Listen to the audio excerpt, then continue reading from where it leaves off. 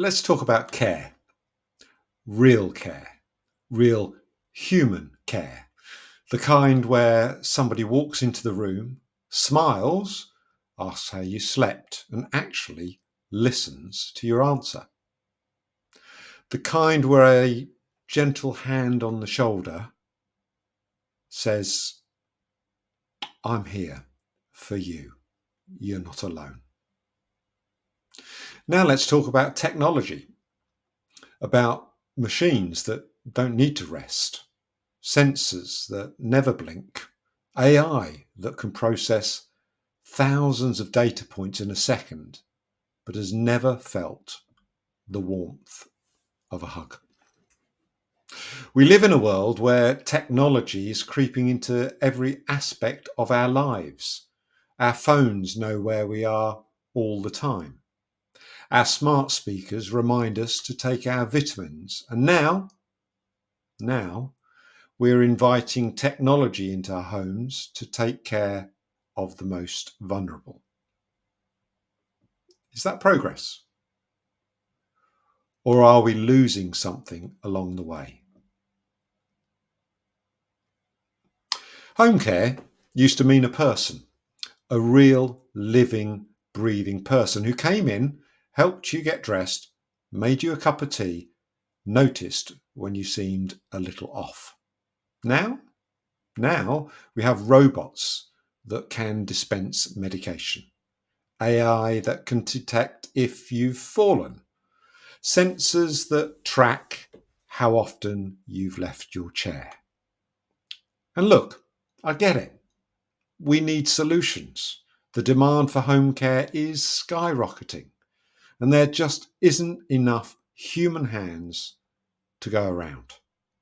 If a smart device can remind somebody to take their medication on time, isn't that a good thing?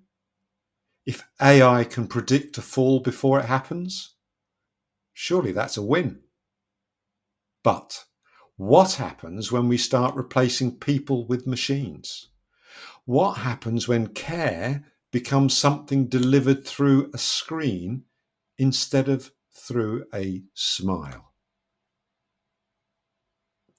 Technology is efficient, but care isn't just about efficiency.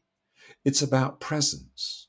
It's about warmth. It's about little things. A carer noticing that you're quieter today, that your hands are shaking more than usual, that you need somebody to sit with you for 5 minutes longer than scheduled.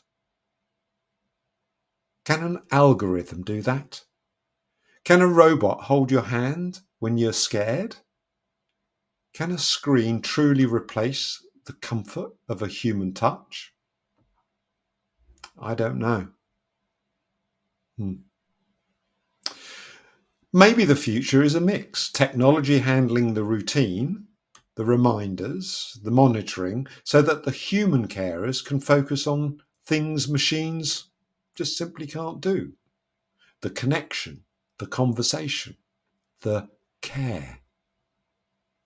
But if we go too far, if we automate too much, what are we left with?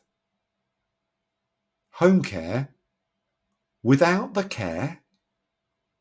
And that's a future I'm not sure I want to live in. So tell me, how much tech should there be in home care? And how much tech is just too much? I'm Gavin Chase, the host of the Chase and Care podcast. Till next time, take care.